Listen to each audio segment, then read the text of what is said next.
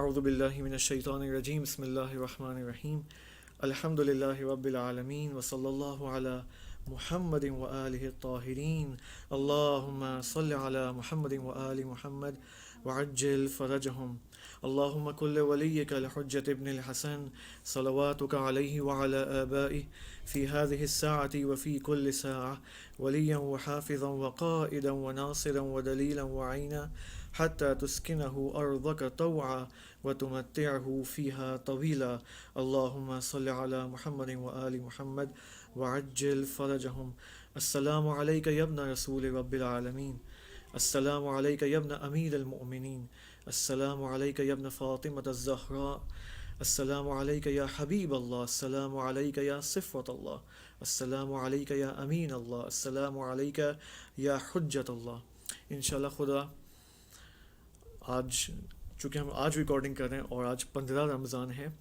تو ولادت امام حسن علیہ السلام آپ سب کو مبارکباد عرض ہو. امام زمانہ علیہ السلام کی خدمت میں مبارکباد عرض کرتے ہیں. اور اسی طرح جو دیکھنے والے ہیں اگرچہ کہ ریکارڈنگ 16 رمضان کو یا شب 17 کو اپلوڈ ہوگی لیکن پھر بھی ہم چونکہ آج 15 کو ریکارڈنگ کریں تو آج ہم سب کو مبارکباد عرض کرتے ہیں انشاءاللہ. اور ہم امام حسن علیہ السلام سے بھی درخواست کرتے ہیں, سب سے پہلے انہیں اپنا سلام پیش کرتے ہیں اور ان سے درخواست کرتے ہیں کہ ہمارے لیے دعا کریں.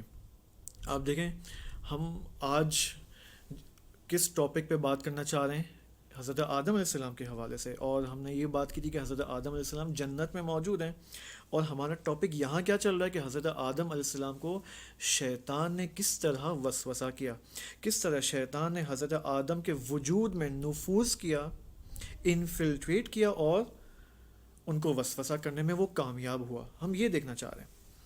آج بھی ہم شیطان شناسی کا 3rd سیشن, ٹھیک ہے, یعنی ابھی آپ یہ سمجھ سکتے ہیں کہ ہم انسان شناسی کے بارے میں تو بات کر ہی رہے ہیں لیکن ساتھ ساتھ شیطان شناسی بھی چل رہی ہے, کیونکہ جس طرح سسٹر نے کہا کہ انسان شناسی بغیر شیطان شناسی کے مکمل نہیں ہو سکتی. اسی وجہ سے آپ دیکھیں ایک اہم وجہ جو تمام اہل البیت علیہ السلام کی مظلومیت کا باعث بنی, خصوصاً امام حسن علیہ السلام, وہ کیا تھا؟ لوگوں کا, یعنی امام حسن علیہ السلام کے ساتھ جو لوگ تھے ان کی شیطان شناسی مکمل نہیں تھی.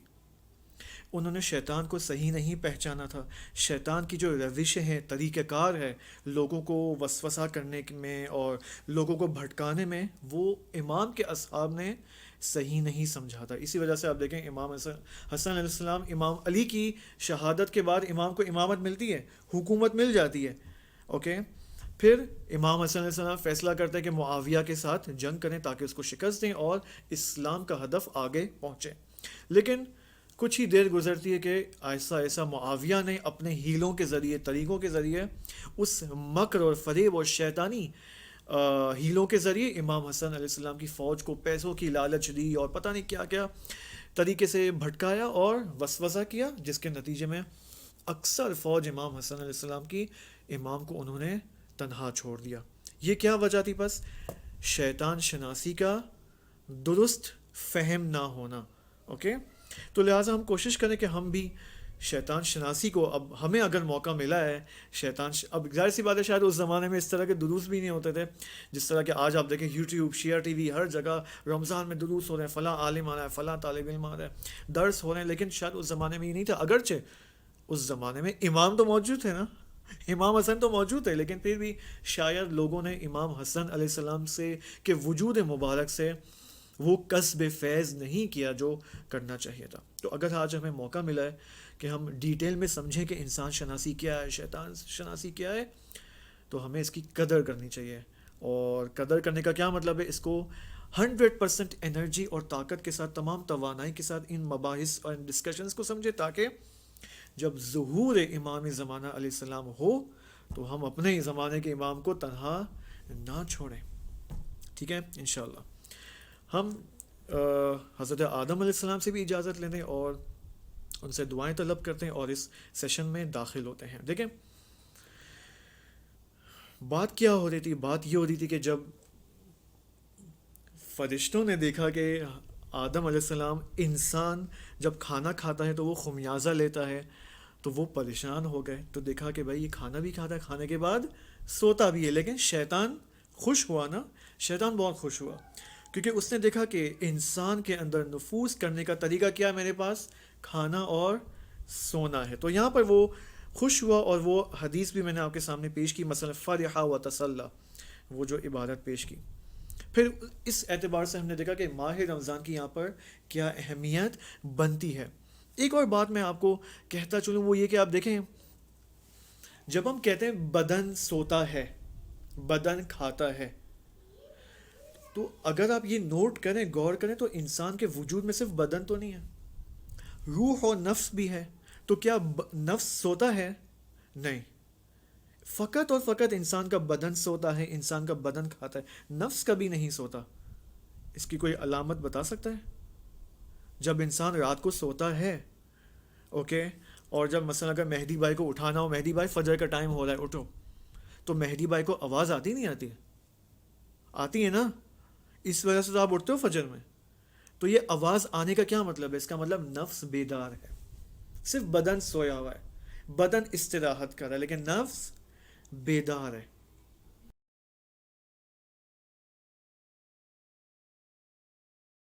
نفس جگاتا ہے بدن کو۔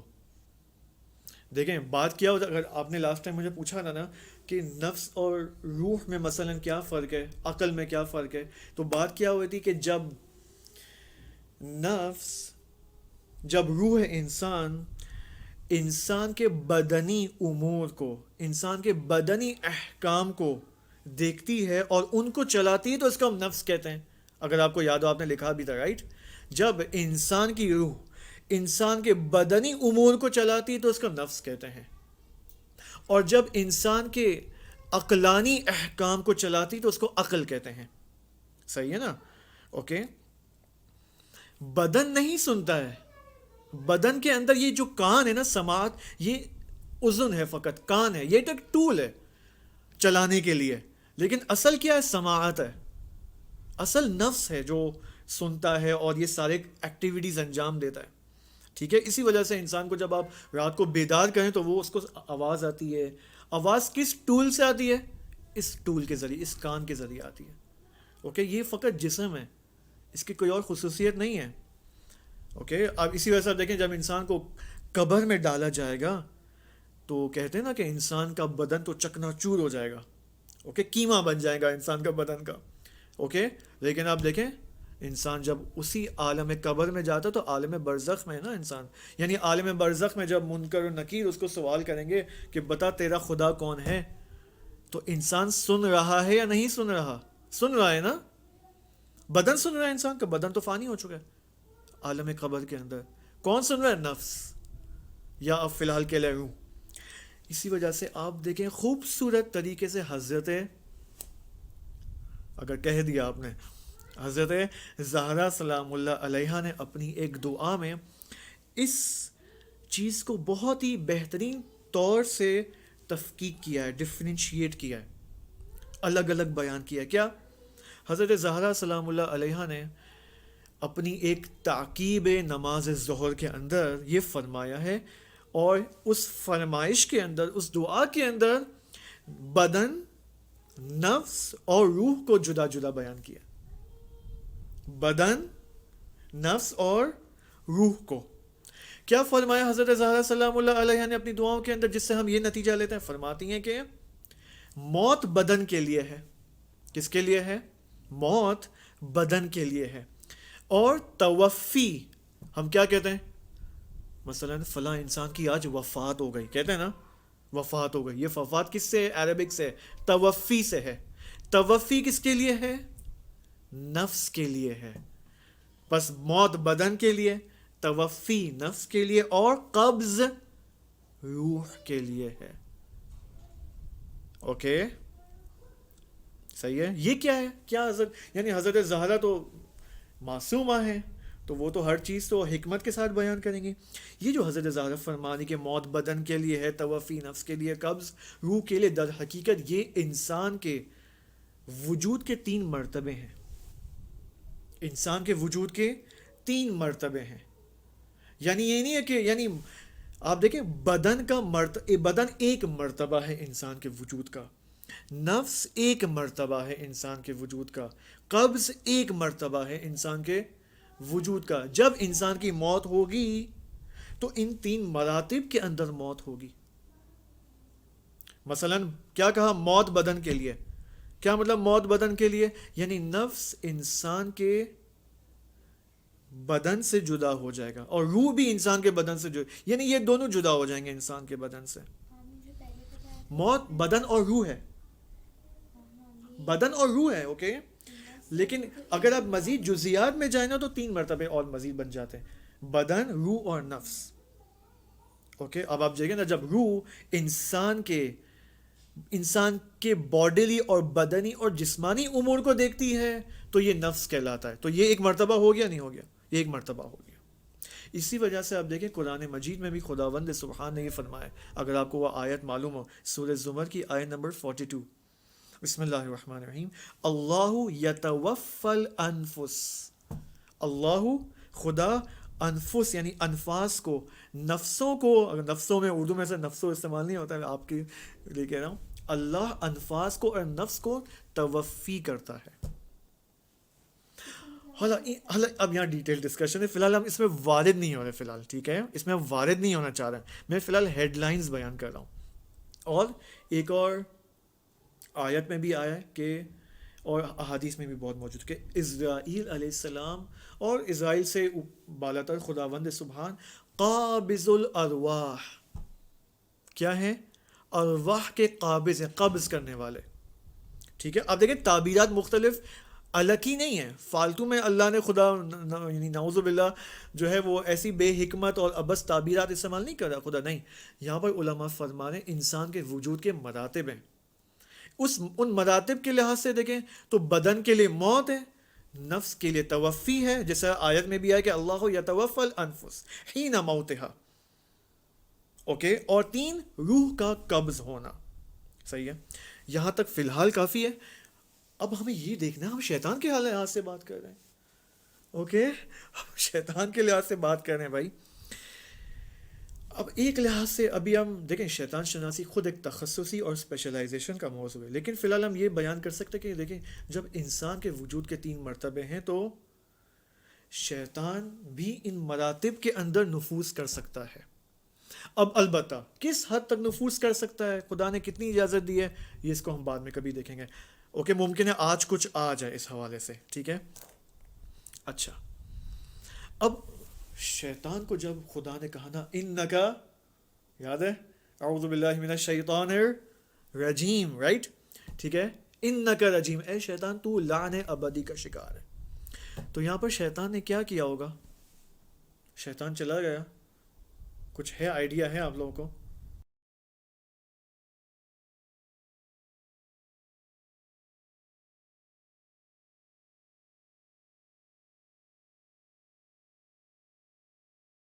ہاں، اغوا کرنا چاہتا ہوں ان کو، وسوسہ کرنا چاہتا ہوں، تو اتنی تو مجھے اجازت دے. اوکے، اب ہم اسی کو دیکھتے ہیں. یہاں پر شیطان نے کہا کہ میں نے خدایا تیرے لیے اتنی نمازیں پڑھی ہیں، اتنی عبادتیں کی ہیں، اوکے، اور میرا عمل تو تیری بارگاہ میں باطل تو نہیں ہے نا، ٹھیک ہے، تو کم از کم مجھے اپنے عمل کی جزا تو دے. خدا تو دیکھیں شیطان اتنا کلیور ہے، اتنا ہوشیار ہے، اتنا زیرک ہے. میں نے آپ کو کیا کہا تھا اس دن، شیطان ہم سے زیادہ خدا شناس ہے. ابھی ہم آگے اور دیکھیں گے شیطان خدا سے کچھ چیزیں مانگتا ہے، وہ دیکھتے ہیں اس کو. لیکن ابھی یہاں کیا کہہ رہا ہے شیطان؟ صحیح ہے، کیوں یہ شیطان کہہ رہا ہے کہ میں نے تیری کون سا عمل انجام دی؟ عبادت، کیونکہ وہ ملائکہ میں تھا پہلے، انسان کی خلقت سے پہلے ملائکہ کے درمیان عبادات میں مشغول تھا، تو ان عبادات کی اب وہ جزا مانگ رہا ہے خدا سے. خدا نے کہا ٹھیک ہے، مشکل نہیں ہے، تیرا عمل باطل نہیں ہے، تجھے دنیا سے جو چاہیے وہ لے لے. کیا کہہ رہے خدا؟ دنیا سے جو تجھے چاہیے. خدا یہاں پر قید لگا رہے دنیا کی. کیوں؟ خدا کیوں کہہ رہا ہے دنیا سے جو چاہیے؟ خدا کیوں مطلق نہیں کہہ رہا ہے کہ تجھے جو چاہیے تو لے لے، تو جو مانگنا چاہتا ہے؟ خدا نے یہاں کیوں قید لگائی کہ دنیا سے جو تجھے چاہیے؟ نہیں، اس کی وجہ یہ ہے کہ شیطان نے جو خدا کی جو نافرمانی کی نا، فسجدوا الا ابلیس، وہاں اس نافرمانی سے یہ نتیجہ ہم لے سکتے ہیں کہ اس کی جو ساری عبادتیں تھیں نا، وہ خود پرستی کی بنیاد پر تھیں. اور خود پرستی کہاں لوٹتی ہے؟ دنیا کی طرف. دنیا سے مراد زمین نہیں ہے، اگر آپ کو یاد ہو. دنیا اور زمین میں فرق ہے. دنیا سے کیا مراد ہے؟ آپ میں نے کل کیا معنی کیا تھا لاسٹ سیشن میں؟ دنیا یعنی تعلق بے بدن. بدن کیا ہوتا ہے دنیا؟ اگر آپ کو یاد ہے، بھول گئے آپ لوگ. دنیا یعنی توجہ بے بدن. صحیح ہے. دنیا یعنی تمام منفی صفات جو آپ کے ذہن میں آتی ہیں، تمام منفی اور نیگیٹو صفات جو آپ کے ذہن میں آتی ہیں. صحیح ہے. ان میں سے ایک صفت کیا ہے؟ خود پرستی ہے. اوکے. خود پرستی کا کیا مطلب؟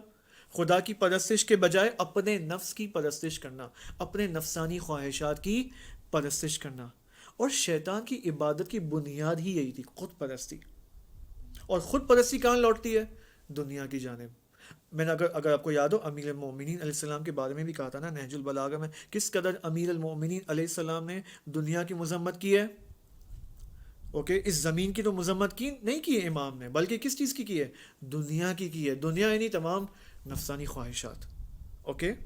لہٰذا خداوند نے سبحان، خدا تو جانتا ہے کہ اس کی ساری عبادتیں خلوص کے ساتھ نہیں ہیں، خود پرستی کی بنیاد پر ہے. لہٰذا خدا نے یہاں قید لگائی، جو تجھے دنیا سے چاہیے وہ تو لے لے، کوئی مسئلہ نہیں ہے، میں تجھے ہر چیز دینے کو تیار ہوں. بس ہم بھی غور کریں اپنی عبادتوں کے اندر کہ آیا ہماری عبادت کی بنیاد کیا ہے؟ خود پرستی ہے. خود پرستی، دیکھیں یہاں پر خود پرستی کی بھی مراتب ہیں. بعض اوقات میں اور آپ عبادتیں کرتے ہیں، مثلا ابھی شب قدر کی انشاءاللہ راتیں آنے والی مبارک، خدا ہمیں بھی توفیق دے کہ ہم اس وقت تک زندہ رہیں انشاءاللہ. ٹھیک ہے، کیونکہ کل کا نہیں پتہ ہے. اوکے. تو کیا ہوتا ہے نارملی، بعض علماء اور عرفاء یہی فرماتے ہیں کہ یار ہم خدا سے کتنا مانگتے ہیں، خدا تو مجھے یہ دے دے، مجھے یہ دے دے، مجھے وہ دے دے. اوکے. کتنا کہتے ہیں نا ہم. اوکے. مشکل نہیں ہے. ہاں، اس مانگنے میں کوئی پرابلم نہیں ہے. خدا نے تو یہ بھی کہا ہے کہ بھائی آپ اپنے بال کی کنگھی بھی مجھ سے مانگو. یہ بھی کہا ہے خدا نے ظاہراً حضرت موسیٰ علیہ السلام سے. اوکے. ہر چیز. بھائی میرا موبائل خراب ہو گیا، میں کہوں خدا سے، خدا میرا موبائل خراب ہو گیا، کچھ کر اس کا. اوکے. کیونکہ بھائی ہمارا اصل صاحب کون ہے؟ ہمارا اصل مالک کون ہے؟ خدا ہے. اوکے.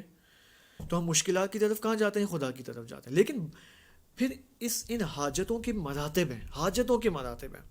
اوکے. یہ کبھی ہم دیکھیں گے، یہ اس سے کس چیز سے مربوط ہے پتہ ہے؟ مسالک انبیاء سے، مسلک انبیاء سے. مسلک راستہ، انبیاء کے راستے. علامہ طباطبائی نے اپنی کتاب تفسیر المیزان کے اندر انبیاء کے 4 مسلک بیان کیے ہیں. اوکے. ان میں سے اب وہ مسلک کیا ہے؟ مرتبہ ہے، اسپائن بے بالا ہے. صحیح ہے. ان میں سے ایک مسلک کا تقاضا یہ کہ ہم حاجتیں اپنے لیے مانگیں، اور اس میں کوئی پرابلم بھی نہیں ہے. ٹھیک ہے. لیکن بعض اوقات ہوتا کیا ہے، عرفاء کہتے نہیں یار اے انسان، تو اپنے لیے تو مانگتا ہے، تو خدا سے کیا مانگتا ہے؟ خدا مجھے یہ دے دے، مجھے صحت دے دے، میرے والدین کو صحت اور سلامتی دے، سب کچھ. لیکن کبھی خدا سے، خدا کو بھی تو مانگ. کبھی خدا سے کس کو مانگ؟ خدا کو. خدا ہے مجھے تو چاہیے.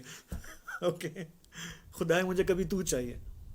صحیح ہے. اب یہ کیا ہے؟ دعا کا عالی مرتبہ ہے. اوکے. اب اگر میں اور آپ اس وقت دعا کے چھوٹے مرتبے میں، اس میں کوئی عیب نہیں ہے. بعض لوگ اس کو عیب سمجھتے ہیں، انفارچونیٹلی، متاسفانہ. بعض علماء ایسی تقریر کرتے ہیں کہ یہ دیکھو، یہ تو انسان، آج کے مسلمان کتنے نفس پرست لوگ ہیں، رمضان میں اپنے لیے مانگتے ہیں. تو بھائی اس میں کون سی مشکل ہے؟ خدا نے خود اجازت دی، بھائی اپنے لیے مانگو. ہاں، وہ بھی اپنے لیے دعا کر رہے ہوتے ہیں. صحیح ہے. یہ بھی ایک مرتبہ ہے بالآخر، جب ہم خدا کو مانگ رہے ہوتے ہیں، اس میں بھی ممکن ہے نفس پرستی ہو. ٹھیک ہے. اب وہ مرنا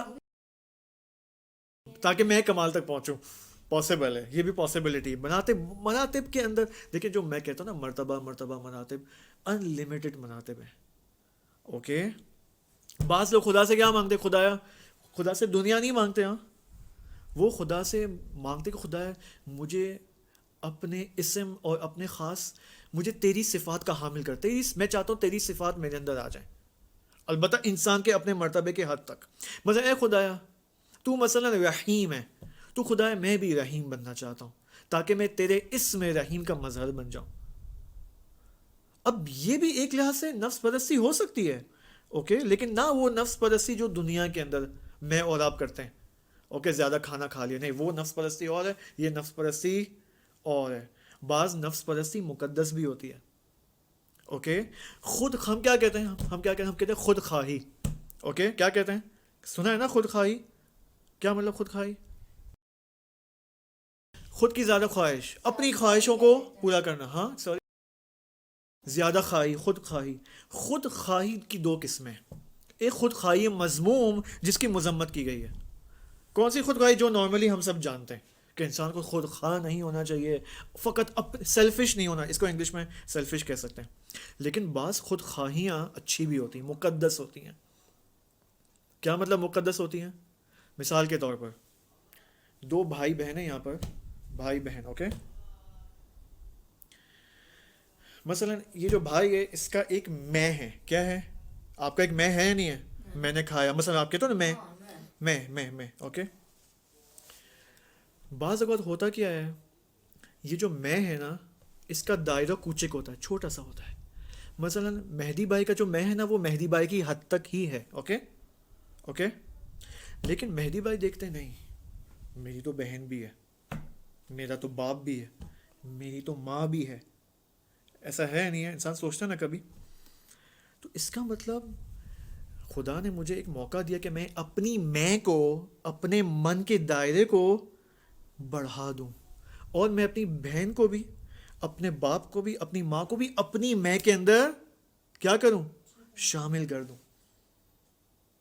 اس کو کیا کہتے ہیں؟ فیملی، خانوادہ. خانوادہ جب انسان تشکیل دیتا ہے نا، مثلا میرا بیٹا پیدا ہوا ہے، اوکے، تو کیا اب میں اپنے گھر کے کام، اپنے سارے کام صرف اپنے لیے کروں گا؟ نہیں. میں جب دکان میں جاؤں گا چیزیں لینے تو کیا میں صرف اپنے لیے جوس لوں گا؟ نہیں. اب میرا ایک اور میں آ گیا ہے، اب میرا بیٹا میری میں کا حصہ ہو گیا ہے، تو میں اب اس کے لیے بھی جوس لوں گا. سمجھ رہے ہیں کیا کہنا چاہ رہا ہوں؟ اس کے لیے بھی چاکلیٹ لوں گا میں. تو یہ کون سی میں ہے؟ یہ کون سا من ہے؟ یہ من ممدوح ہے. ممدوح یعنی جس کو سراہا گیا ہے، جس کی تعریف کی گئی ہے. یہ اس میک میں اندر کوئی مشکل ہے. بعد میں انسان دیکھتا ہے بھائی میرا صرف باپ اور ماں نہیں ہے، میری صرف بہن نہیں، بلکہ یہ پورا معاشرہ یہ میرا ہے. یعنی یہ پورا معاشرہ، یہ پورا اجتماع اب میری میں کے اندر شامل ہے. یعنی اب اگر کوئی میرے گھر کے گلی میں کوئی بھوکا مر رہا ہے تو میں اس کی فکر میں ہوں، مجھے اس کے لیے غذا فراہم کرنی چاہیے. یہ کیا ہو گیا؟ اب پورے معاشرے، یعنی میرے ہمسائے جو ہے نا وہ اب میری میں کے اندر شامل ہے. بس یہ کون سی میں ہو گئی؟ من مذموم ہے، من ممدوح ہے. وہ من ہے جس کو اسلام نے کہا کہ اس من کو حاصل کرو. یہ من قابل ستائش ہے. صحیح ہے. تو یہاں تک فی الحال اس پوائنٹ کو دیکھ لیتے ہیں. اب آگے ہم یہ دیکھنا چاہ رہے ہیں کہ شیطان نے کیا کہا، بس دنیا سے خدا تو مجھے دے دے. خدا نے کہا کہ دنیا سے جو چاہیے وہ لے لے. اب یہاں پر ہم ایک ٹاپک پہ آتے ہیں، وہ کیا ہے؟ وہ یہ ہے کہ شیطان نے کچھ درخواستیں کی اللہ سے، کچھ چیزیں مانگی خدا سے، اور اب خدا نے ایک دائرہ لگا دیا، خدا نے ایک حد باندھ دی. دنیا سے جو چاہیے تو لے لے. شیطان نے کہا ٹھیک ہے، تو مجھے یہ 4-5 چیزیں دے دیں، اس کے بعد میں چلے جاؤں گا. خدا نے کہا ٹھیک ہے، مسئلہ نہیں ہے. تو وہ پہلی چیز کیا، اب ان چیزوں کو دیکھتے ہیں وہ کیا ہے. اوکے، بہت ہی غور سے سننا ہے. ہم در حقیقت یہاں پر کیا کرنا چاہ رہے ہیں؟ ابھی ہم انسان کا جو سٹرکچر بیان کر رہے ہیں حضرت آدم کی خلقت میں، لیکن اس وقت ہم کیا کر رہے ہیں خاص طور پہ آج کے سیشن میں؟ شیطان کا سٹرکچر بیان کر رہے ہیں، شیطان شناسی کر رہے ہیں، شیطان کی ساختار، یعنی ہم اپنے دشمن کی ساختار کو بیان کر رہے ہیں. اور مزے کی بات یہ کہ یہ ساختار پتہ ہے کس نے ہمارے لیے بیان کی ہے؟ امام معصوم علیہ السلام نے احادیث کے اندر. اب یہ جو میں ابھی اس وقت لانے والا ہوں چیزیں ہیں، مطالب یہ امام کی روایت سے ہے. سب سے پہلی چیز جو شیطان نے مانگی، آپ کی نظر میں کیا ہے؟ کوئی بتا سکتا ہے شیطان نے سب سے پہلی چیز کیا مانگی ہوں گی؟ آپ اس نظر میں رکھیں کہ خدا نے شیطان کو اپنی بارگاہ سے نکال دیا ہے، تا قیامت لعن ابدی کا شکار ہے، دوسری طرف سے شیطان کو مہلت دی گئی ہے، اور تیسری طرف سے اب خدا نے خود کہا جو تجھے چاہیے دنیا سے لے لے۔ پہلی چیز کیا ہو سکتی ہے؟ وہ تو کلی بات ہے۔ اب شیطان جو بھی مانگے گا انسان کے وسوسے کے لیے مانگے گا نا، مہلت تو اسی وجہ سے مانگی۔ کچھ ہے ذہن میں، آ سکتا ہے آپ کے ذہن میں، یا میں ہی بتا دوں؟ نفس؟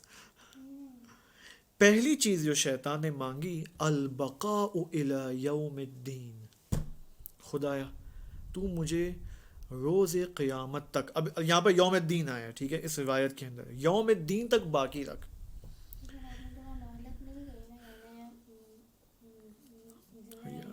ہاں وہ مہلت قرآن میں آئی ہے، اب تفصیل کیا ہے اس مہلت کی اب یہاں پر ہے احادیث کے اندر، اوکے۔ اب یوم الدین اگر ہم سورہ حمد کے اندر کہ بسم اللہ الرحمن الرحیم الحمد للہ رب العالمین الرحمن الرحیم، اس کے بعد مالکی یوم الدین، اب مفسرین کہتے ہیں یوم الدین کیا ہے؟ روز قیامت ہے، لیکن اب یہاں پر یوم الدین کی خود تفسیر آ رہی ہے کہ یوم الدین سے کیا مراد ہے۔ سب سے پہلے شیطان نے یہ مانگ لیا البقاء الی یوم الدین، اور خدا نے قبول کیا، مشکل نہیں ہے، قبول ہے۔ اب یوم الدین کیا ہے؟ قال، سورہ حجر کی آیت نمبر 36 اور 37 اور 38 میں، قال رب فانظرنی الی یوم یبعثون، اس وقت تک جب مثلا سب کو مبعوث کیا جائے گا، لیکن آگے کیا آ رہا ہے دیکھیں، قال فانک من المنظرین، ٹھیک ہے، خدا نے کہا الی یوم الوقت المعلوم، یوم وقت معلوم تک میں تجھے مہلت دوں گا، ایک معلوم شدہ وقت تک۔ وہ معلوم شدہ وقت کیا ہے؟ احادیث میں بھی ہے اور علماء بھی یہ فرماتے ہیں کہ یوم وقت معلوم حضرت حجت امام زمانہ علیہ السلام کی جب حکومت بن جائے گی اور تثبیت ہو جائے گی، مستقر ہو جائے گی، وہ یوم وقت معلوم ہے۔ یعنی امام دیکھیں، امام علیہ السلام انشاءاللہ خدا اسی جمعے کو امام کا ظہور فرمائے، جب حضرت حجت علیہ السلام آئیں گے، قیام کریں گے، ظالموں کو نیست و نابود کریں گے اپنے اعوان و انصار کی مدد سے، اور ہم دعا کرتے کہ ہم بھی ان کے اعوان و انصار میں انشاءاللہ شامل ہو جائیں۔ پھر کیا ہوگا؟ جب ظالمین نابود ہو جائیں گے، عدالت کا نظام قائم ہوگا، جسٹس کا نظام قائم ہوگا، اور یہ نہیں کہ پہلا دن قائم ہو گیا حکومت بن، نہیں، جب حکومت بننے کے بعد کیا ہوتا ہے؟ اس کو تثبیت کی ضرورت ہوتی ہے، اس کو استقرار کی ضرورت ہوتی ہے، یعنی اب یہ گاڑی چل پڑے، یعنی اب یہ حکومت اب اس چلاؤ کے اندر آ گئی ہے، اب یہ حکومت چل رہی ہے، نظام چل رہا ہے۔ جب یہ ہو جائے نا، یہ وہ ٹائم جس کو علماء اور احادیث میں بھی موجود ہے کہ یوم وقت معلوم کہا جاتا ہے۔ اسی وجہ سے روایت کے اندر ہے کہ حکومت امام زمانہ کے استقرار کے بعد شیطان کا سر کاٹا جائے گا۔ بس یوم وقت معلوم ہو گیا۔ اب امام کاٹیں گے یا کون کاٹے گا مجھے نہیں معلوم، شاید مجھے نہیں، ہو سکتا ہے ظاہراً تو یہ لگتا ہے کہ امام ہی کاٹیں گے، اوکے۔ اب وہ مہدی، شیطان کا بھی ایک پورا سٹرکچر ہے، ایسی کوئی بات نہیں، ابلیس، خود ابلیس موجود ہے، البتہ وہ جب میں اور آپ بدنی مرتبے میں ہیں نا، ہمیں ابلیس نظر نہیں آئے گا، لیکن بعض علماء نے کہا ہے کہ ہمیں نظر آیا، ہم نے دیکھا ہے ابلیس کو، اوکے۔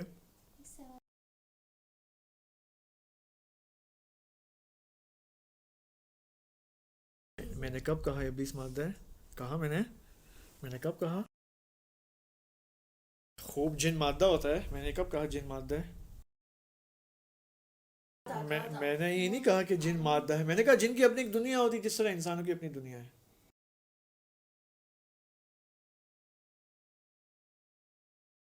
اگر مادہ ہوتا تو مجھے اور آپ کو نظر آتے نا جن؟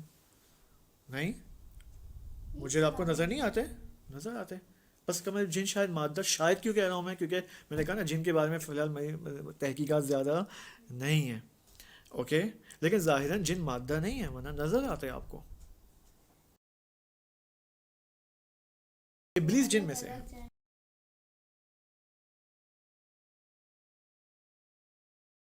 وہ ایک پاسبلٹی ہے کیونکہ شیطان بھی کیا ہے جن میں سے ہے. اور ابھی ہم تھوڑا سا ویٹ کریں نا اس کی درخواستوں تک پہنچ جائیں پھر شاید ممکن ہے کچھ چیزیں اور کلیئر ہو جائیں آپ کو. اب یہ ذہن میں رکھیں شیطان جن میں سے ہے. اب آگے دو تین درخواستیں اور دیکھتے ہیں وہ کیا ہے. اوکے بس. اچھا سوال یہاں پر یہ کہ ممکن ہے کوئی کہے کہ بھائی شیطان کا سر تو کاٹا جائے گا اس کا مطلب پھر گناہ ختم ہو جائیں گے. گناہ ختم نہیں ہوں گے. کیوں؟ گناہ کی دو قسمیں یعنی گناہ کے دو سورسز ہیں, گناہ کے دو مبدا ہیں. اوکے گناہ کہاں سے شروع ہوتا ہے؟ اوکے گناہ ایک تو درونی ہوتا ہے اس کا جو مبدا ہے اور ایک بیرونی ہوتا ہے.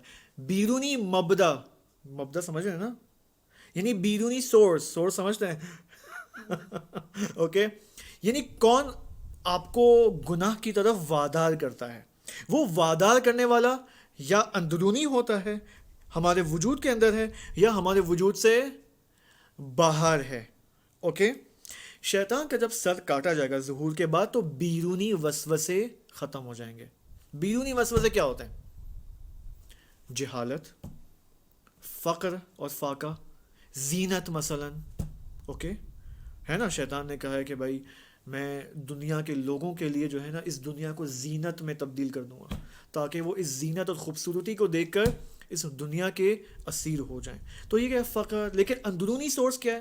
اندرونی سورس باقی ہے. اوکے اندرونی سورس جیسے اناد ہے, دشمنی, لجاجت, لجبازی. اوکے اسی وجہ سے علماء فرماتے کہ اندرونی وسوسوں سے انسان زیادہ وہ کرے, کیا کرے, کیونکہ ممکن ہے میرے پاس بہت پیسہ ہو, میں فقیر تو نہیں ہوں, لیکن میرے اندر خدا نخواستہ لجاجت کا مبدا موجود ہو. اوکے اناد و دشمنی کا مبدا موجود ہو. اس کو یہ اب ٹاپک مہدویت سے مربوط ہے اور نفس کے موضوع سے مربوط ہے. یہ تو پہلی چیز ہو گئی, خدا نے کہا قبول. اوکے بھائی یوم وقت معلوم تک آپ زندہ. دوسری درخواست, جیسے جیسے یہ درخواستیں آگے بڑھیں گی نا شیطان کی درخواستیں اور عمیق ہوتی چلی جائیں گی انسان سے مربوط. دوسری کیا ہے؟ ابلیس نے خدا سے عمر طولانی مانگی, طولانی عمر مانگی. صبر نا, صبر کرو صبر کرو صبر کرو صبر کرو. یعنی طولانی عمر نہ اس لحاظ سے کہ ہم 80 سال زندہ رہیں, 50 نہ, وہ نہیں. صبر کرو نا وجودی اعتبار سے. سنو شیطان نے کہا کہ سلطنی علی, خدایا سلطنی علی ولد آدم, خدایا مجھے فرزندان آدم پر تسلط عطا فرما. فرزندان یا آدم کے بچوں پر کیا فرما؟ مجھے تو آدم کے بچوں پر مسلط کر دے, یعنی طاقت مجھے دے دے, مجھے برتری دے, مجھے زیادہ طاقت دے ان کی نسبت. یعنی کس حد تک؟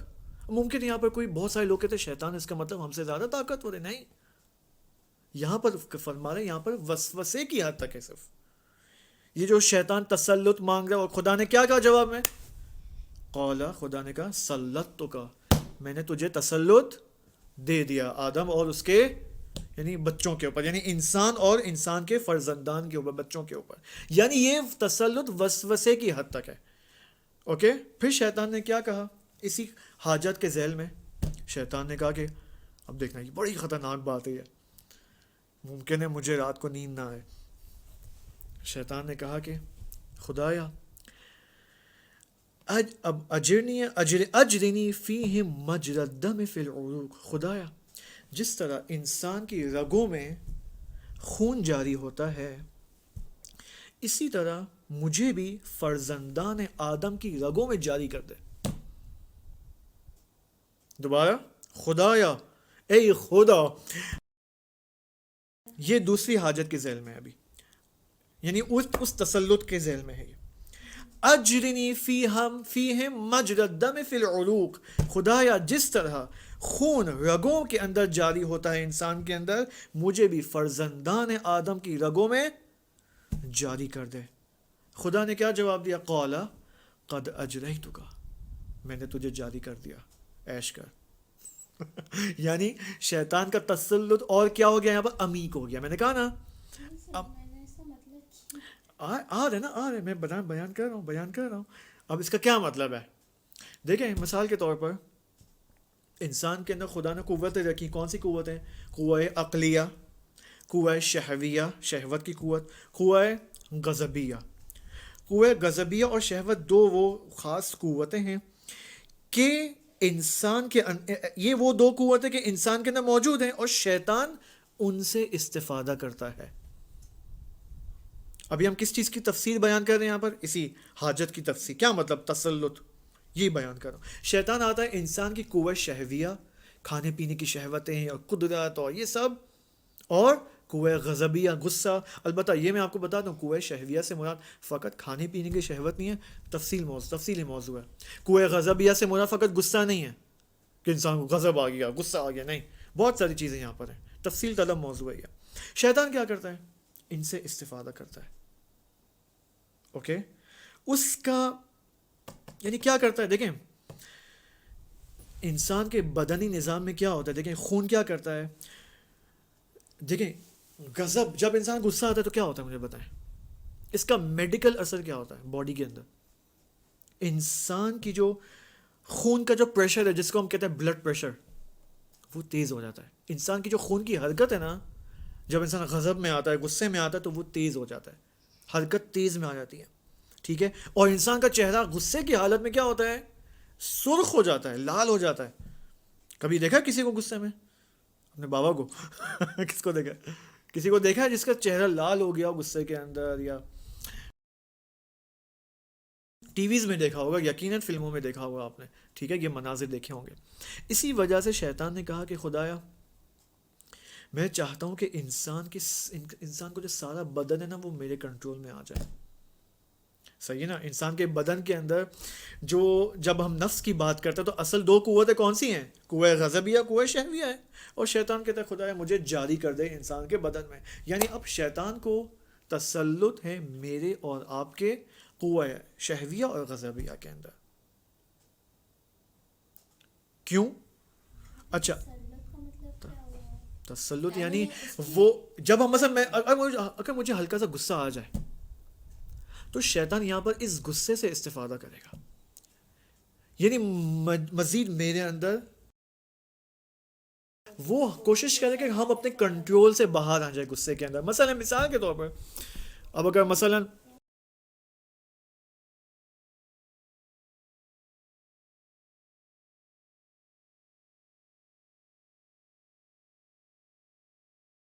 کب آئے گا، اب یہ میں ادھر ہی آ رہا تھا کہ کب قوہ شہویہ اور غضبیہ ہمارے کنٹرول میں آئے گا، کب ہم ان دو قوتوں کے شیطان کی کنٹرول سے باہر کر لیں. آیا ممکن ہے؟ ممکن ہے. کب؟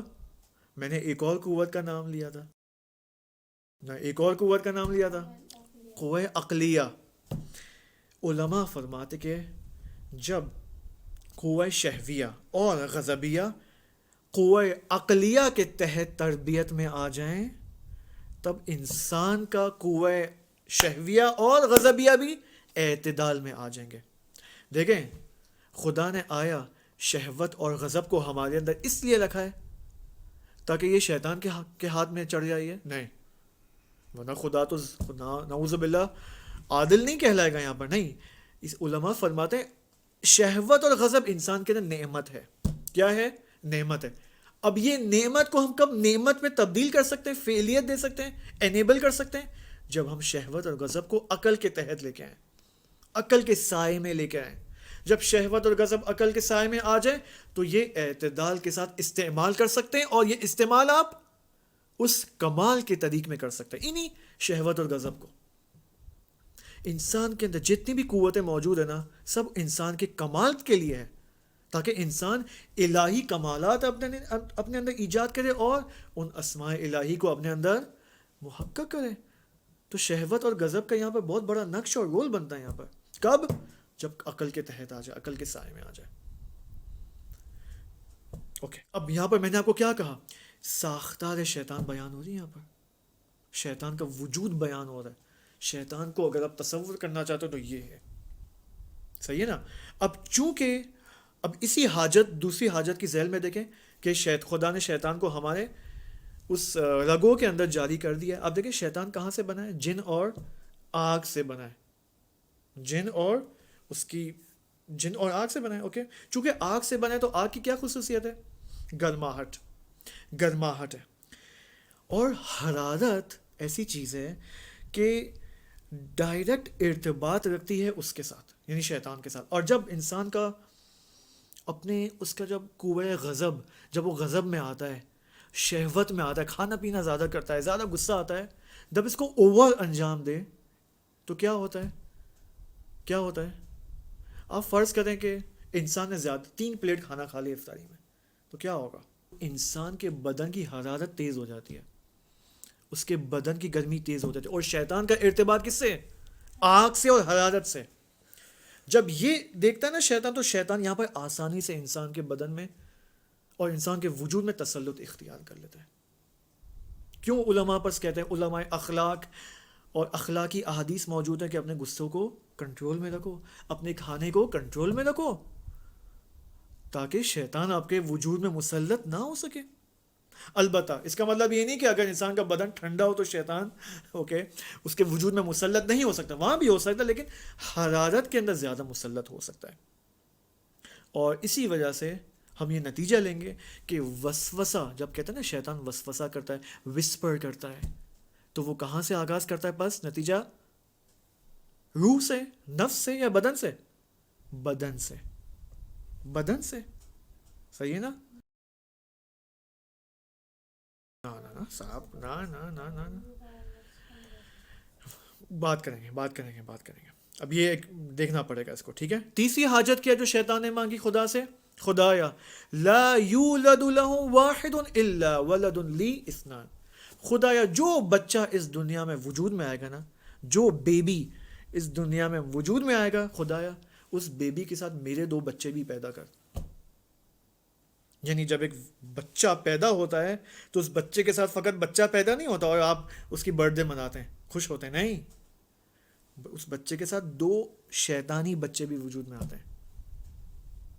خدا نے کہا ٹھیک ہے, قبول ہے. اچھا, کیوں شیطان نے یہ درخواست کی؟ شیطان یہ چاہتا ہے, دیکھیں, شیطان یہ چاہتا ہے کہ جب یہ 2 شیطانی بچے بھی اس کے ساتھ پیدا ہوں تو یہ 2 بچے ہمیشہ کیا ہوں گے؟ شیطان کے تحت تربیت پائیں گے, یہ 2 شیطانی بچے. اور پھر یہ شیطان کی مزید مدد کریں گے تاکہ بچپنے سے ہی اس کو جو ہے وہ کوشش کریں کہ کیا کرے, اپنے جال میں پھنسا لے. اب یہاں پر دیکھیں, اس کا مطلب دیکھیں کتنا مہم ہے ماں باپ کے لیے, کتنا کہا جاتا ہے اپنے بچوں کی تربیت کرو. جب بچہ بڑا ہوتا ہے 20-25 سال کا, 24 گھنٹے پلے اسٹیشن پہ گیم کھیلتا ہے اور پتہ نہیں کیا کرتا ہے, اور نماز نہیں پڑھتا اور ماں باپ کی بات نہیں مانتا ہے اور فاسد, کرپٹ. پھر ماں باپ کہتے ہیں مولانا صاحب میرا بچہ بگڑ ہی ہے, کچھ کریں آپ. بھائی کیسے کریں ابھی آپ کا بچہ ٹھیک؟ بچہ اگر ٹھیک کرنا ہے تو اس کی تربیت کرنی ہوگی نا. کب سے اس کی تربیت کریں؟ از اول روز پیدائش. البتہ ایک اور میں آپ کو بات بتا دوں, اگر ماں باپ چاہتے ہیں اپنے بچوں کی تربیت کریں تو ماں باپ کو خود پہلے اپنی تربیت کرنی پڑے گی. اگر ایک باپ ہے جو شام کو 5 بجے نماز پڑھتا ہے مثال کے طور پر, اور کیا کرتا ہے, کمپلین کرتا ہے میرا بچہ اول وقت نماز نہیں پڑھتا, تو بھائی پہلے آپ اپنے آپ کو ٹھیک کرو یار. یا مثال کے طور میرا کسی کا باپ ہے وہ روزے نہیں رکھتا, اس کو 40 سال کی عمر کے بعد یاد آتا ہے روزے رکھنے چاہیے.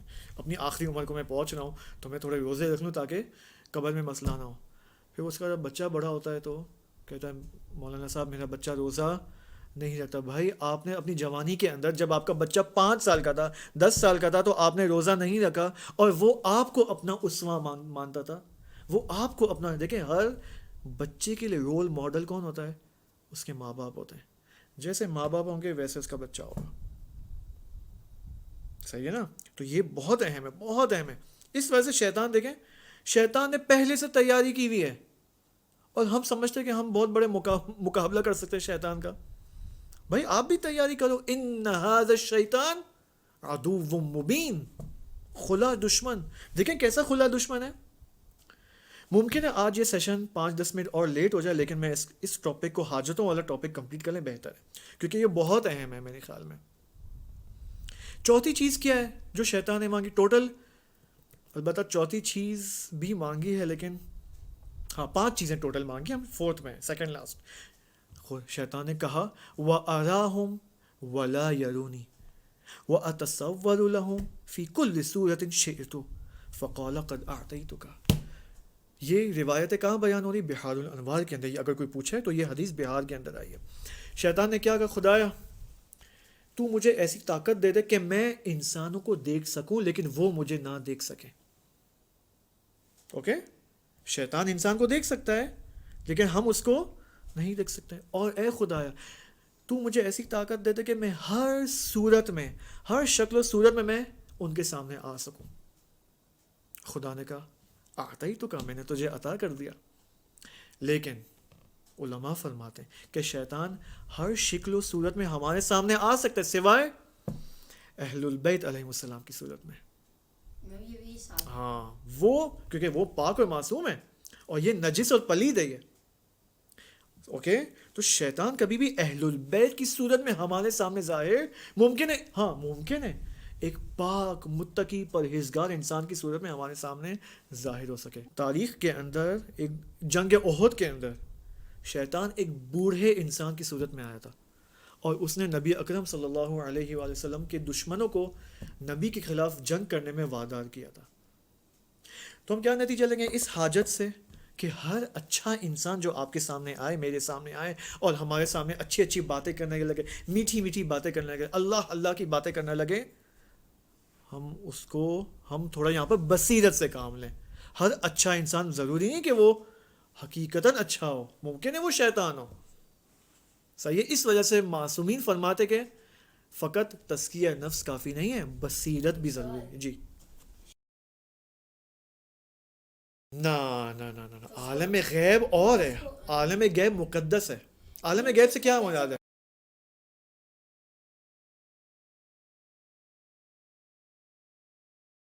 کس نے کہا اہل البیت نہیں تھے؟ انبیاء نہیں تھے کیا؟ اہل البیت تو پہلے خلق، سب سے پہلی مخلوق جس کو خدا نے خلق کیا ہے وہ نور نبی اکرم صلی اللہ علیہ وآلہ وسلم ہے. کیا اعتراض نہیں کیا؟ نہ اب خود اس وقت کیوں نہ دیکھیں شیطان. دیکھیں بات ایک چیز میں آپ کو مثال دے سکتا ہوں یہاں پر، وہ یہ کہ دیکھیں مثال کے طور پر میرا بچہ 10 سال کا ہے، اوکے، اور میں اپنی بیوی کے ساتھ کچھ اہم فیصلے کرنا چاہتا ہوں، گھر کے اہم فیصلے. اوکے، میرا بچہ 10 سال کا ہے. اب کہتے ہیں نا بعض اوقات بچے بڑوں کی بات نہیں سمجھ سکتے، بولتے ہیں نا، جیسا ماں باپ کیا کرتے ہیں ہر بات اپنے بچوں کے سامنے نہیں کرتے. ٹھیک ہے، تو مثلا پیسوں کے معاملے ہیں، فلاں کو پیسے دینے ہیں، فلاں کتنے قرضے ہیں میرے سر کے اوپر، میں اب اپنے 10 سال کے بچے کو تو نہیں بتاؤں گا نا، اوکے، کہ بھائی اماد بھائی، حسن بھائی، میرے اوپر جو ہے نا مثلا 10 لاکھ پاکستانی روپے کا قرضہ ہے، تو میرے لیے دعا کرنا. یہ کوئی ماں باپ نہیں کرتا، اپنے بچوں کو نہیں بتاتا ہے تاکہ اس کا بچہ ٹینشن بھی نہیں رہے، بھائی پریشان نہ ہو جائے. تو ہر بات بتائی نہیں جاتی کسی کو. دیکھیں شیطان کا ایک خاص قلمرو ہے، شیطان ہر جگہ داخل نہیں ہو سکتا. صحیح ہے، شیطان ہر جگہ، مثلا شیطان اہل البیت کے وجود میں داخل ہو سکتا ہے؟ نہیں ہو سکتا. آیا شیطان انبیاء کے وجود میں داخل ہو سکتا ہے؟ نہیں ہو سکتا. خدا نے شیطان کو ایک خاص قلمرو دیا ہے، اس قلمرو کے اندر آپ کو جو کام کرنا ہے کرو، اس کے ایک حد ہے. تو بھائی خدا ہر اپنا راز ہر ایک کو نہیں بتاتا کہ بھائی اے لوگو، اے ملائکہ، اے شیطان ابلیس موجود ہونا تم نے یہاں پر، بتا دوں آج کی خبر کیا ہے، آج میں نور نبی اکرم کو خلنا ہے. ایسا نہیں ہے بھائی، ایسا نہیں ہے.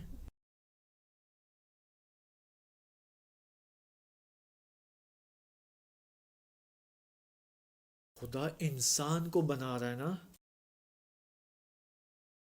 اہل البیت دیکھیں انسان، دیکھیں ہاں دوبارہ بولو آخری بات کیا تھی؟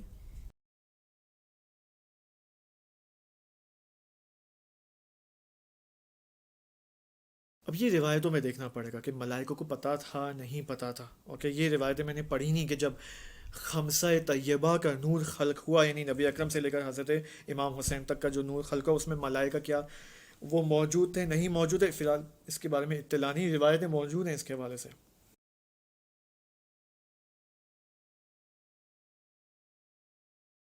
ہو سکتا ہے ملائکہ ہوں، ہو سکتا ہے ملائکہ ہوں، اوکے. ہاں یہ ہو سکتا ہے کہ آپ یہ کہہ سکتے ہیں کہ بس پہلے نبی اکرم کو خلق کیا گیا، اس کے بعد بعد میں ملائکہ کو بنایا گیا، اور ملائکہ کو ممکن ہے نبی اکرم کے وجود سے بنایا ہو.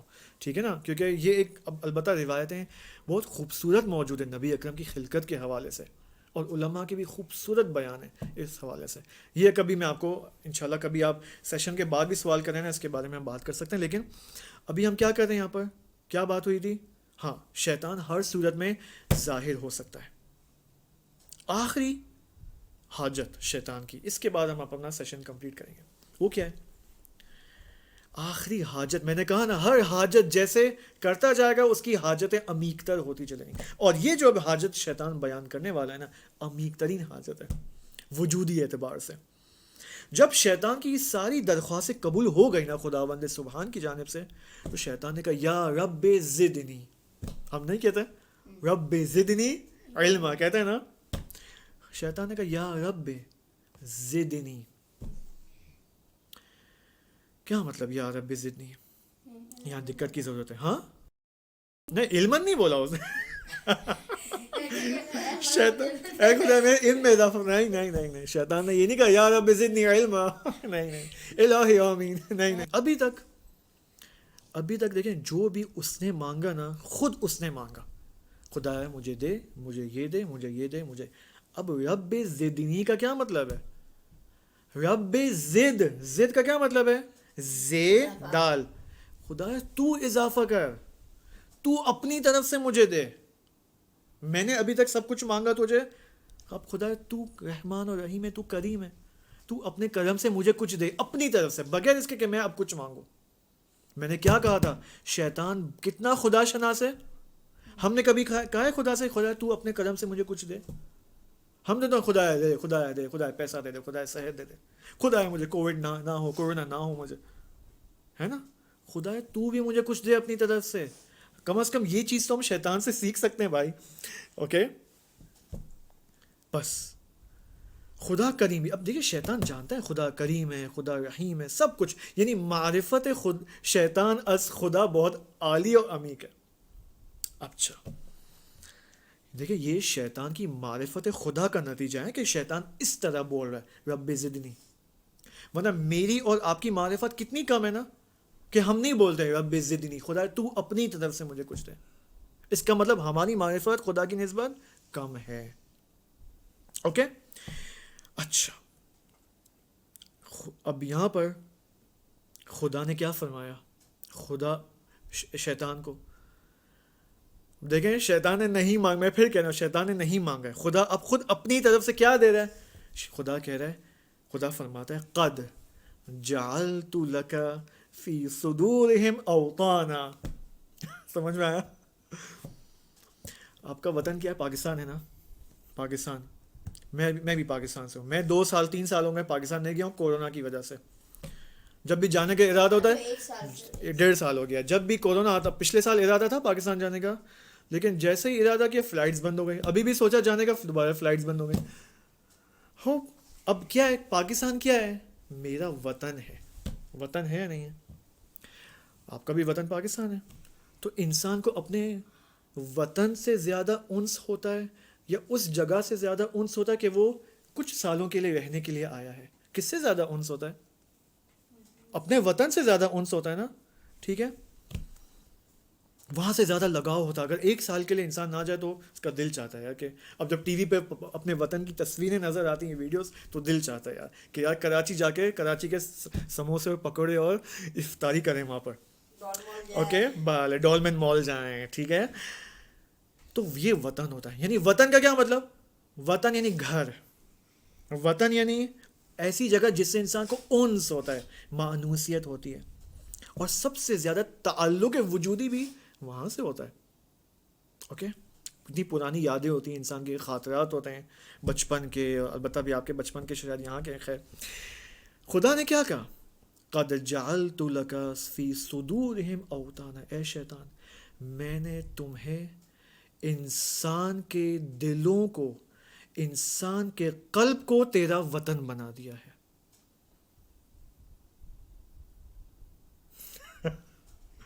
دوبارہ، قد جعلت لک فی صدورہم اوطانا، میں نے انسان کے دل کو، انسان کے قلب کو اے شیطان تیرا وطن بنا دیا ہے.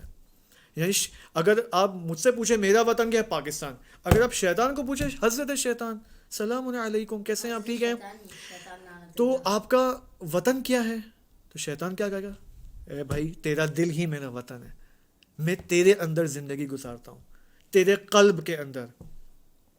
البتہ یہاں پر ایک تعبیر استعمال ہوئی ہے، یہاں پر قلب کی تعبیر استعمال نہیں ہوئی ہے. کیا استعمال ہوئی ہے؟ صدر کی تعبیر. صدر ہم کہتے ہیں نا رب اشرح لی صدری، کہتے ہیں نا خدا میرے صدر کو شرح عطا فرما. اوکے، لیکن فی الحال یہاں پر ہم قلوب کو استعمال کر لیتے ہیں فی الحال، اگرچہ حدیث میں قلب نہیں ہے، کیونکہ صدر اور قلب میں کیا فرق ہے؟ ایک فرق ہے جو کبھی آپ کے سامنے بعد میں بتا دوں گا آپ کو، ٹھیک ہے؟ بس خدا نے کیا کہا؟ اب مجھے بتائیں، خدا نے جو اپنے کرم سے دیا ہے وہ خطرناک ہے یا نہیں ہے؟ اوکے، یعنی شیطان ہمارے دل میں اس وقت بسا ہوا ہے. وطن بے عنوان وطن، یعنی شیطان کا گھر کہاں ہے؟ ہمارا قلب، ہمارا دل نزدیک. اسی وجہ سے اس کو کیا کہتے ہیں؟ نفس امارہ. نفس امارہ کی بحث اب یہاں آتی ہے، صحیح ہے؟ ان النفس لامارۃ بالسوء. شیطان کہتا ہے کہ میں نے در حقیقت انسان کے اندرونی ترین جگہ کے اندر اپنی جگہ بنا لی ہے، صحیح ہے نا؟ اور اب میں آسانی سے، یعنی انسان کے دل سے ہی دیکھیں انسان کا سب سے اندرونی ترین جگہ کیا ہے؟ اس کا دل، اس کا قلب. اب شیطان یہاں پر اس نے اپنا گھر بنا دیا ہے. اب شیطان خوش ہے. کیوں خوش ہے؟ اب وہ خوش ہو کے یہ کہہ رہا ہے کہ اب میں آسانی سے انسان کے ساتھ اپنا رابطہ قائم کر سکتا ہوں. نہ اب مجھے باہر سے آ کر، انسان کے وجود کے باہر سے آ کر انسان سے رابطہ نہیں کرنا ہے، خود انسان کے قلب سے ہی اس کے اندر میں رابطہ پیدا کروں گا، انسان کے اندرون سے.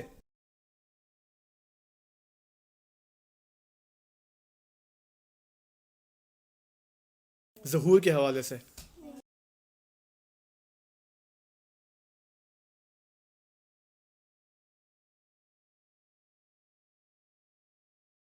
مبدأ درونی وہ کیا ہے اس کے بعد بات کرتے ہیں، وہ کلیئر ہو جائے گا کچھ ٹائم میں آپ کے لیے. صحیح، میں بتاتا ہوں آپ کو.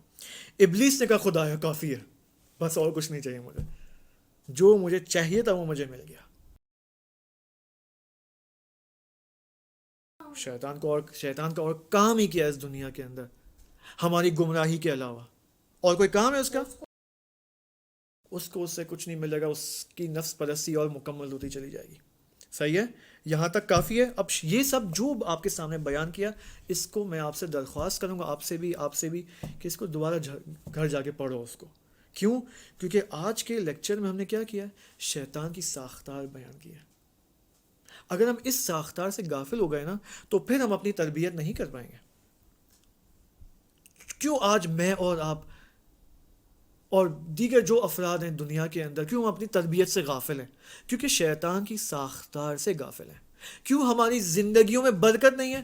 کیونکہ شیطان سے غفلت ہے. ہم شیطان کو سمجھتے ہی نہیں ہیں، ہم فقط سمجھتے ہیں اعوذ باللہ من الشیطان الرجیم کہہ کے ہم نے شیطان کو دفع کر دیا. خوب، شاید وہ دفع ہو جائے پھر وہ واپس آ جائے، کیوں ہمارے وہ گھر میں بسا ہوا ہے. کیا مطلب ہمارے گھر میں؟ ہمارے قلب، ہمارے دل کے اندر. انشاءاللہ ہم خدا سے دعا کرتے ہیں کہ ہم اس شیطان شناسی کے سفر میں مکمل طور پر کامیاب ہو سکیں اور اپنے وجود سے شیطان کو دفع کر سکیں. کیسے؟ تزکیہ نفس کے ذریعے، عبادت کے ذریعے، ذکر خدا کے ذریعے انشاءاللہ. والسلام علیکم ورحمۃ اللہ وبرکاتہ.